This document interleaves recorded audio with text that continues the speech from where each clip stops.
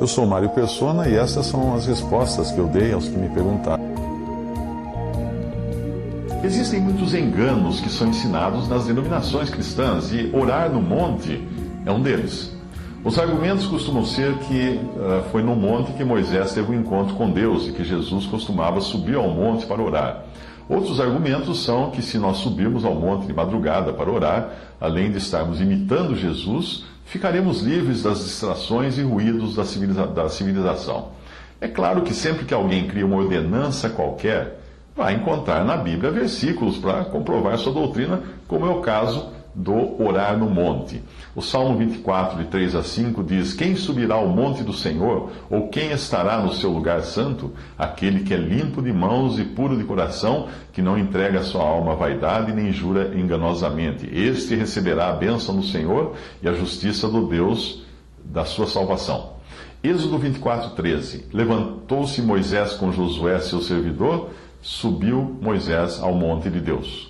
Êxodo 34, 29. E aconteceu que, descendo Moisés do monte Sinai, trazia as 2 tábuas do testemunho em suas mãos. Sim, quando desceu do monte.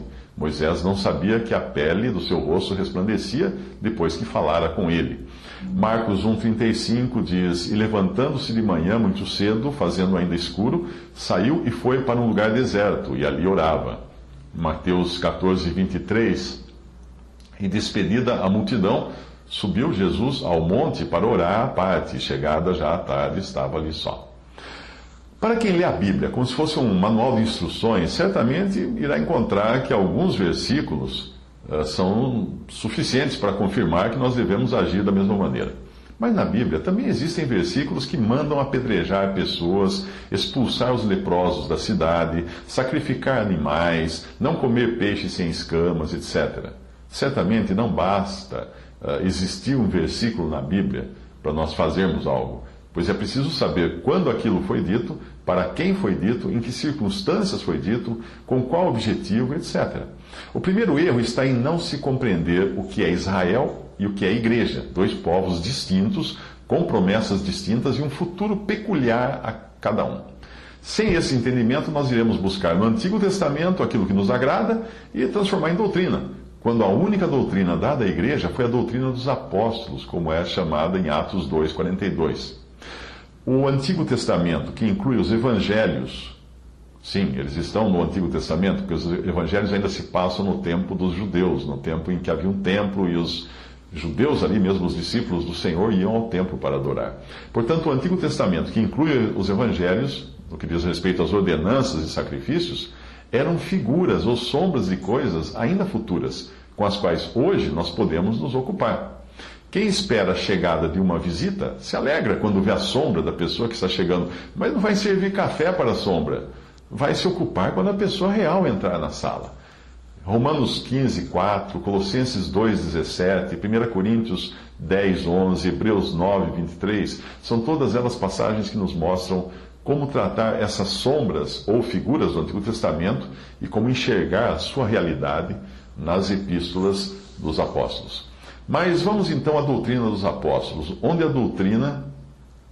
na doutrina dos apóstolos, ou em Atos, que é um livro de transição, onde é dito que os cristãos devem subir a um monte para orar? Em lugar nenhum.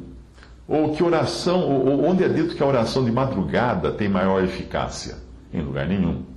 Nós encontramos os cristãos orando nos mais diferentes lugares, a maioria deles nas cidades. Desde um calabouço até um cenáculo, que é o andar superior de uma casa, passando por casas térreas, beira de rio, terraços e uma série de lugares. Nós encontramos uma oração, por exemplo, feita por mulheres e Lídia, que iria depois se converter, à beira de um rio.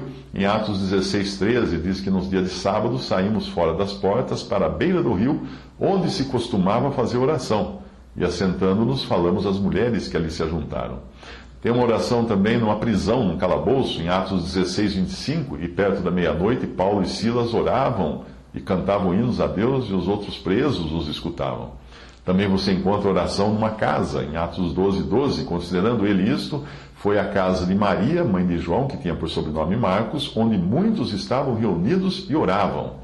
Também tem uma oração no cenáculo, que é o andar superior de uma casa, em Atos 1, de 13 a 14, e entrando subiram ao cenáculo onde habitavam Pedro e Tiago, João e André, Filipe e Tomé, Bartolomeu e Mateus, Tiago, filho de Alfeu, Simão o Zelote e Judas, irmão de Tiago.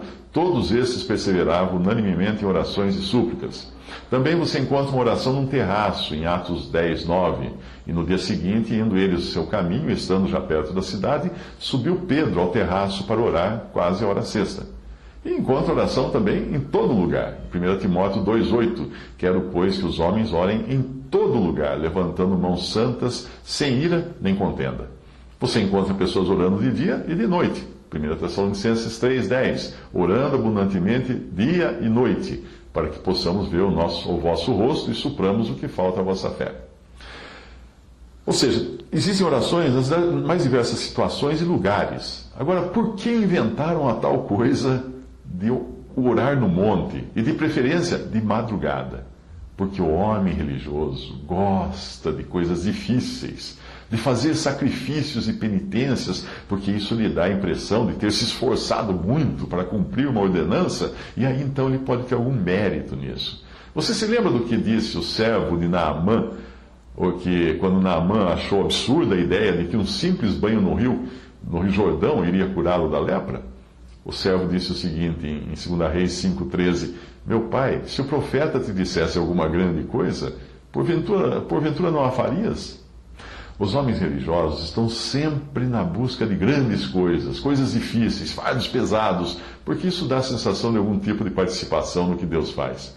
Então esses líderes religiosos de hoje insistem em colocar esses desafios, esses fardos também, aos quais as pessoas que se submetem a eles, fazendo com que subam uma montanha de madrugada com a promessa de que Deus lhes dará o que pedirem, se eles fizerem oração lá em cima. Mateus 23, de 4 a 5, descreve quem são esses homens que fazem isso. Pois atam fardos pesados e difíceis de suportar e os põem aos ombros dos homens. Eles mesmos, porém, nem com o dedo querem movê-los. E fazem todas as coisas a fim de serem vistos pelos homens. A ideia de que seja preciso sair da cidade para orar é justamente o contrário do que faziam os primeiros cristãos. Eles oravam onde quer que estivessem, principalmente nas cidades. Você já deve ter ouvido pessoas se gabando de ter ido ao monte orar, não é mesmo? Eu fui ao monte orar. A carne religiosa é assim mesmo. Porém, o que seria dos portadores de deficiência, dos cadeirantes, dos idosos, daqueles com crianças pequenas, dos presidiários, se Deus esperasse que subisse a algum monte no sereno da noite para orar? Qualquer membro dessas religiões que sobem ao monte, certamente terá um caso para contar de problemas que aconteceram nessas noites de oração no monte. Eu já ouvi de um rapaz morto por um raio, quando subiu ao monte para orar. Já ouvi de pessoas que foram assaltadas.